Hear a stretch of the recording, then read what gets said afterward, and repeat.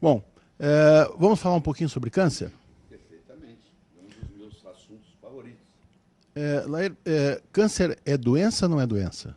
Não, câncer não é uma doença. Câncer é um sintoma de algo que está acontecendo no corpo que não está certo. Então, você tem que ver o câncer como um sintoma e não como uma doença. O tumor, por exemplo, ele é um sintoma. Não adianta eu tirar o tumor, isso não resolve nada. Tirar o tumor, ele vai recidivar, porque o terreno tumoral está lá, você não mexeu nele, você entendeu? Você imagina um peixe que está nadando num rio contaminado e esse peixe desenvolveu um tumor hepático. Isso acontece quando a água está muito contaminada. Eu tiro esse peixe de lá, eu opero esse peixe, tá? Eu faço a ressecção do tumor hepático e eu jogo ele de volta no mesmo rio. Foi o rio que gerou o tumor hepático nele, pela intoxicação, pelos metais pesados, etc. Eu agora volto esse peixe para o mesmo rio, ele vai continuar desenvolvendo o mesmo problema. Não resolvi nada. Eu só gastei dinheiro com cirurgia, etc. e tal. Então, primeiro, o tumor não é o câncer, o tumor é o sintoma, e o câncer per se nem é uma doença. Ele é uma sintomatologia. Como a febre é um sintoma, o câncer é um sintoma de que existem um ou vários distúrbios metabólicos no corpo. Certo? Quais são as fases do câncer? Você tem 3 fases. Você tem a fase da iniciação, que é quando o câncer se inicia. Você tem a fase da promoção do câncer. E você tem a fase da progressão. Então, é iniciação, promoção, progressão. Quando você ainda não tem câncer e nem quer ter, você vai fazer uma prevenção. Essa prevenção ocorre antes da iniciação. Coisa que funciona, por exemplo, antes da iniciação do câncer, depois que o câncer já se iniciou, às vezes não funciona mais. Eu tenho que ver que fase que está para ver o que eu vou aplicar. Então, se você tem uma vida saudável, um estilo de vida saudável, se você dorme bem, se você se alimenta bem, provavelmente você não vai ter câncer. Agora, uma vez que o câncer se iniciou, isso aí já não vale tanto, porque agora você tem que cuidar de uma coisa que está acontecendo. Aí você vai ter que bloquear a promoção do câncer e, às vezes, você tem que bloquear a progressão do câncer, que é o caso da metástase. A metástase é quando o câncer ele migra. A célula cancerígena ela tem a habilidade de migrar para outros lugares. Por exemplo, a maior parte das células migram para o pulmão.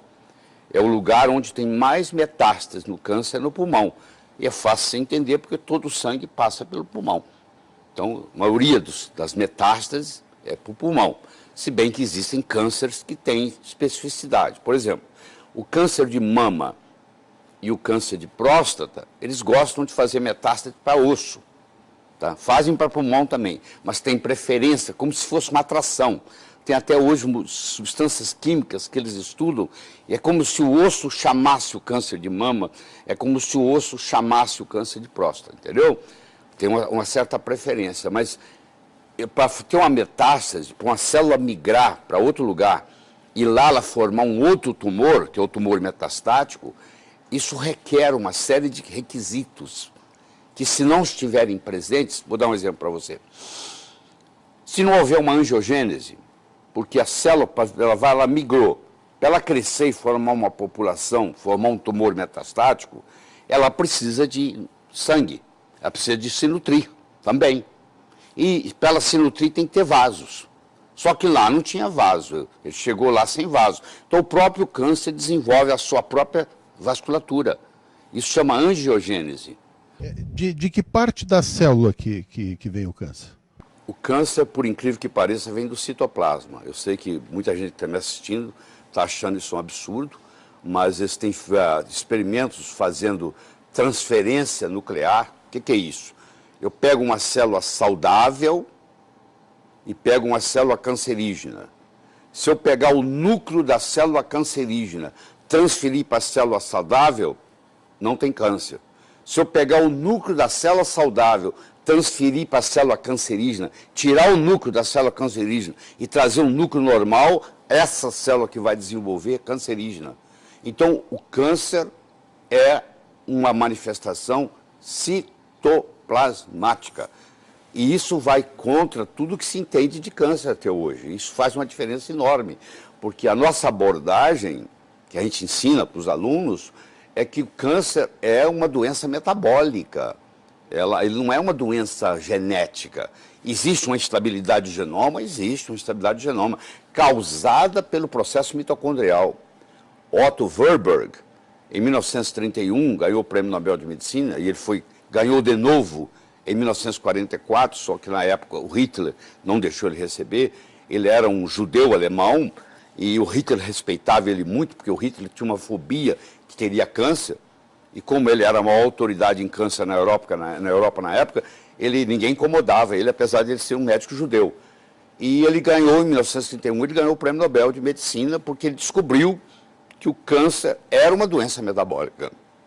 Porque se costuma dizer que o câncer tem remissão e não cura, né?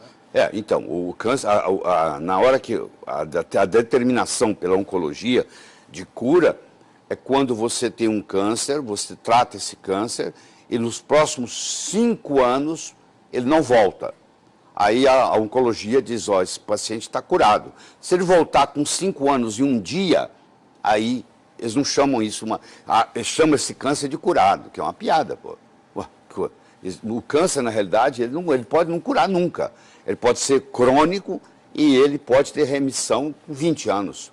Câncer de bexiga, por exemplo. Esse aí não tem, né? Você pode ter tido um câncer de bexiga 20 anos atrás e ele voltar hoje. Quer dizer, está curado? Não, estava em remissão. Então, é preferível você chamar o câncer que está em remissão do que ele está curado, porque você nunca sabe quando que ele vai poder voltar ou não. Se não faz químio, não faz rádio, o senhor sugere qual seria o tratamento melhor para o câncer? Existe um tratamento multifatorial. É assim, se eu cortar as árvores da floresta amazônica, todas, eu não preciso convidar os macacos para mudar de lá. Macaco só fica onde tem galho. Macaco pula o dia inteiro de galho em galho. Se não tiver galho, ele vai embora. Então, se eu quiser que os macacos da floresta amazônica vão embora, eu corto as árvores da floresta amazônica. Os macacos vão embora. Eu não preciso convidar animal de deserto para mudar para lá. No momento que virar deserto, os animais de deserto vão chegar. A mesma coisa acontece aqui, no corpo. Se eu tiver um ambiente chamado ambiente biológico tumoral, eu desenvolvo câncer. Agora, se eu mudar o território biológico, o câncer vai embora. O câncer não fica num organismo saudável. Então, o que eu tenho que cuidar? Tenho que cuidar da biologia da pessoa. Então, primeiro eu vou ver o seguinte, o que causou o câncer? Só tem 3 coisas que causam câncer, só 3. Ou sozinhas ou combinadas. Primeiro, um conflito emocional. Você vai ver que a mulher se divorciou do marido que ela achava que vivia a vida inteira e 2 anos depois ela apresenta com câncer de mama. Isso é muito comum. Eu vejo isso com muita frequência. Tem sempre um conflito. O pai morreu, o filho morreu, a mulher tem um câncer de ovário 2 anos depois, ou um câncer de mama, e assim por diante. O filho morreu, o pai tem um câncer de testículo. Então, sempre existe, nos últimos 2 anos, antes do câncer aparecer, existe um conflito emocional. Se o conflito predomina, eu tenho que tratar o conflito emocional, não adianta ficar dando remédio. Bom, qual a outra causa de câncer? É a desnutrição. Todo paciente com câncer é um paciente desnutrido. Ele tem uma desnutrição. Então eu tenho que cuidar dessa nutrição dele. Então eu tenho que cuidar da parte mental dele, psicológica, eu tenho que cuidar da parte nutricional dele e a terceira causa é toxinas, venenos. Então o paciente geralmente está intoxicado, está desnutrido e está emocionalmente com conflito. Então, ou é a combinação desses 3, ou um deles predominando. Então, como é que eu trato? Eu vou cuidar da parte mental, eu vou cuidar da parte nutricional. Por exemplo, uma pessoa que tem uma alergia alimentar. Essa alergia alimentar contribui na predisposição de aparecer o câncer. Não adianta eu tratar o câncer e não cuidar dessa alergia alimentar que ele tem. Descobrir qual alimento que faz mal para eles. Vamos supor que o alimento seja glúten.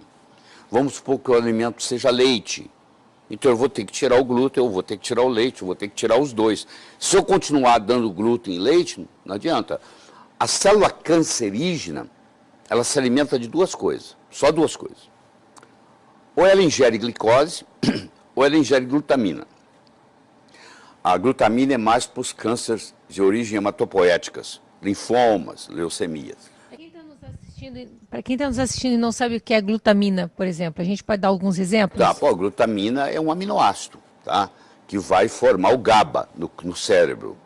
Então a glutamina e ela protege a parte do intestino. Só que pessoas com câncer nós devemos evitar dar para ela glutamina, principalmente se ela tem um câncer hematopoético, se ela tem um linfoma, uma leucemia, um mieloma múltiplo. Então esse nós não podemos dar glutamina em hipótese alguma. Mas o que me interessa aqui mais é o açúcar, é a glicose. A célula cancerígena, e foi o Otto Warburg que ganhou o prêmio Nobel em 1931 por causa disso, a célula cancerígena, ela se alimenta predominantemente de açúcar. E ela prejudica, você já deve ter visto paciente caquético, morrendo, moribundo, em carne e osso, em pele e osso, e o tumor está crescendo. O tumor cresce e o paciente está definhando. Por quê? Ele está pegando toda a glicose que tem. Então, se eu pegar um paciente com câncer e tirar dele a glicose, tirar dele o carboidrato, o tumor encolhe.